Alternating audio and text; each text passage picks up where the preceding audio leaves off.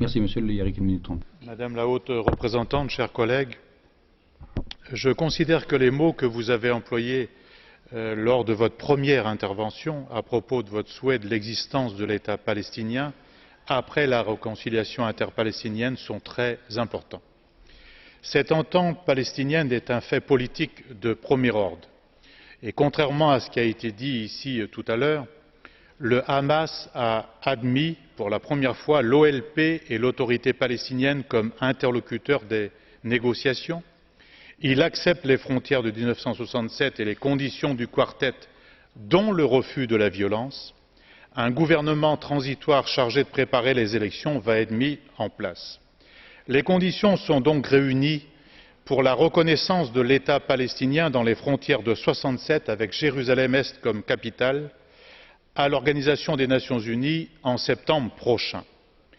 Au-delà de ce que vous avez dit tout à l'heure, Madame la haute représentante, quel acte nouveau va produire l'Union européenne pour reconnaître l'État palestinien et défendre cette idée auprès de l'Organisation des Nations Unies? D'autre part, pouvez-vous nous faire connaître les initiatives que compte prendre l'Union européenne et vous-même pour que le gouvernement israélien restitue le produit des taxes et impôts qui doit revenir à l'autorité palestinienne? Je vous en remercie.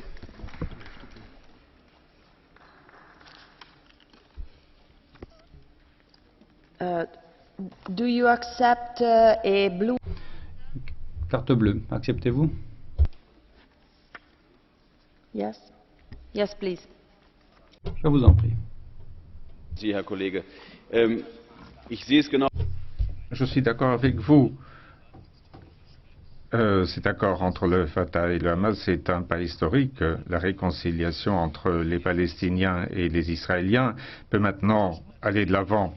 Madame Ashton l'a dit très clairement, cette deuxième flottille est une provocation inutile qui est néfaste pour ce processus. Est-ce que votre groupe pourrait maintenant prendre ses distances et ne plus accorder son soutien à cette deuxième flottille, comme vous l'avez annoncé hier au Parlement?